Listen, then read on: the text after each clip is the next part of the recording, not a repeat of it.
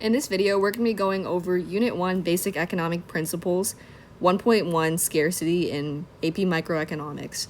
So scarcity exists because the things that are used to produce goods and services are limited, and these limited resources are called our factors of production. So some examples of our factors of production are land, which are the natural resources used to produce goods and services. For example, oil, water, timber, coal, farmland, and minerals. Secondly, we have labor, which are the physical and mental efforts of workers, which are, for example, these are teachers, doctors, factory workers, engineers, cashiers. We also have capital, which are human-made resources used to produce other goods and services like machinery, tools, buildings, computers, and trucks.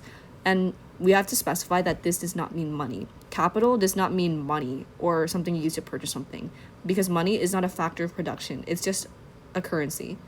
Capital is what we use to produce. So that's the productive equipment and the structures.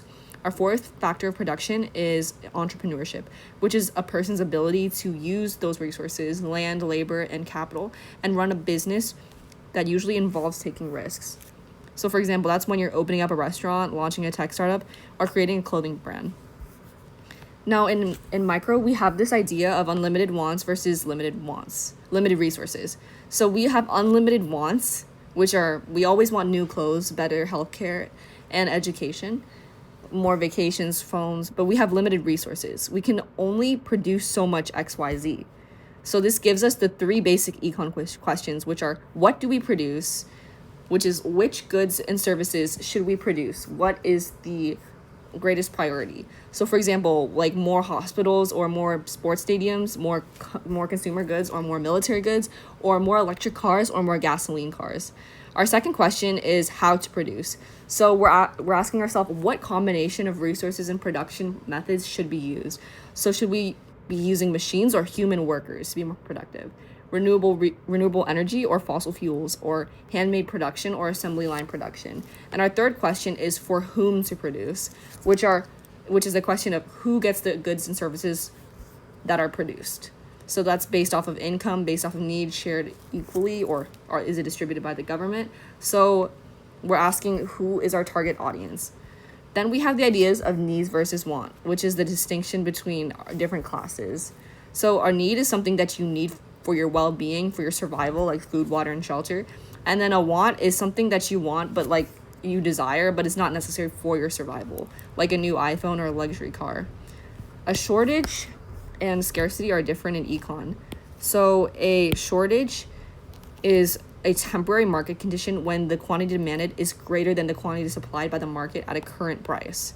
So for example, gas runs out after a hurricane. That is just a shortage at the moment, not a long-term shortage. That is not scarce. We won't consider that scarce yet. But a scarcity is something that is a permanent state in our market and is unavoidable because resources are limited and our wants are unlimited. And this is something that applies to society at all times. So all resources are scarce, and this is not something that is just temporary. Shortage is like a label that you just put on things. Now, micro is specifically the study of choices. So because our scarcity exists, our economics, we're going to study how people make choices in micro. So scarcity is going to make people, like consumers, decide what they want to buy. It's going to make firms choose what to produce, and also is going to make governments choose how to spend the tax money, because the government has limited tax revenue, firms have limited budget, and consumers have limited income. Now, we have the idea of free goods versus economic goods. Free goods are abundant enough that they don't require giving up another good. So for example, air or sunlight. And these are not scarce in normal conditions. Now, we also have the idea of economic goods. These are scarce and require resources to produce. For example, cars, houses, and food. So most goods in economics are economic goods. So this is going to be our majority, which means that they're scarce. We also have to remember that all goods are scarce, even in rich countries, which still face scarcity. Because even though you may have advanced tech, high income, or many natural resources, You still can't produce an unlimited amount of everything. So for example, you always have a sacrifice. You have trade-offs. So more healthcare spending means less military spending. More consumer goods means less public transit investment. And more housing means less preserved land. So this is specifically called a trade-off. When you make a choice, you give up things. So all the alternatives that you give up when you make a choice is called the trade-offs that you lose. So this is broader than opportunity cost. So for example, what we were going off of earlier, this is like when the government spends more on the highway, that means that they have to spend less on schools. And when a student works more hours, that means that they study less. And also when businesses move to producing make tablets, that means that they would produce less laptops because they have to use the same finite resources and then it will be put into something else.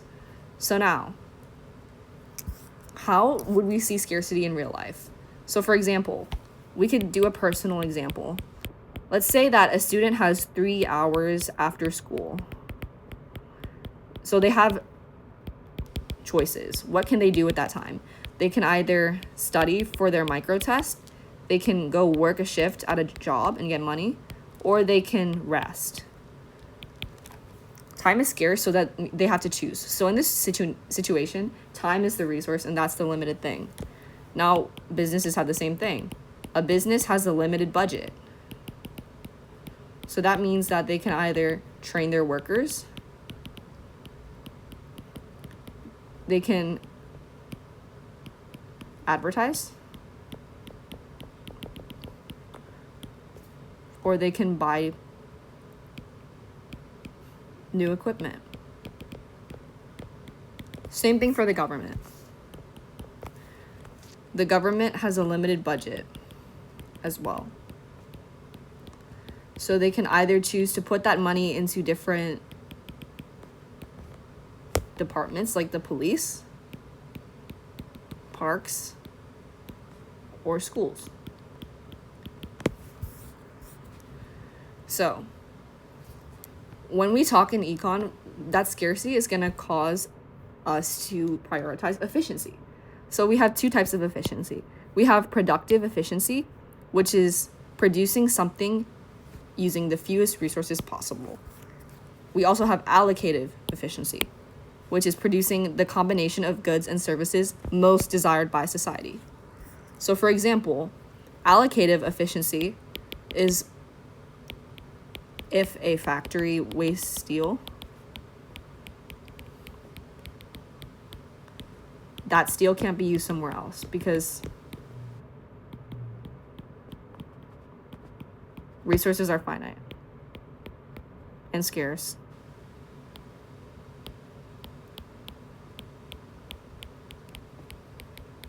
So scarcity tells us why incentives are important. An incentive is something that motivates somebody to act. So because our resources are limited, people are going to have to do a cost-based analysis when making their choices. So for example, if you have a sale at a store, it's going to encourage consumers to buy more. Higher wages are going to encourage more people to work, and tax breaks are going to encourage businesses to invest. So, some common things that are scarce that we'll see is scarcity of time, income, natural resources, labor, capital, and public funds.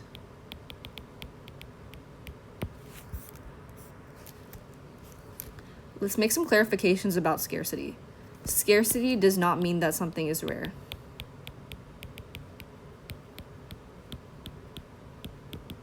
It's more about the situation.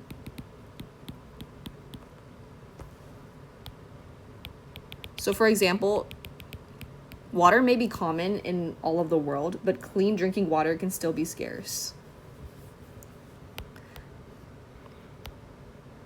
You have to consider whether it is limited relative to demand. So, overall, we have that scarcity is a central problem of econ, and these problems are going to cause society problems because we have limited resources but unlimited wants. And since the land, labor, capital, and entrepreneurship is finite, individuals, firms, and governments must make choices about what to produce, how to produce, and for whom to produce. And these choices are going to create trade-offs and opportunity costs, making scarcity the foundation of basically everything we're going to study in micro. We can do an example. So for example, we can see scarcity when we have a student with $20 again, or a situation with a student. They can either buy the hoodie for $20, the book for $15, or the lunch for $10. They can't buy all of them. Same thing with the farm. They have to plant something, but they can't plant everything. They have to choose from corn, soybeans, and wheat because land is limited. And then again, we have the government spending. Just like we saw earlier, they can either do roads, investment, healthcare, or safety. And that's it.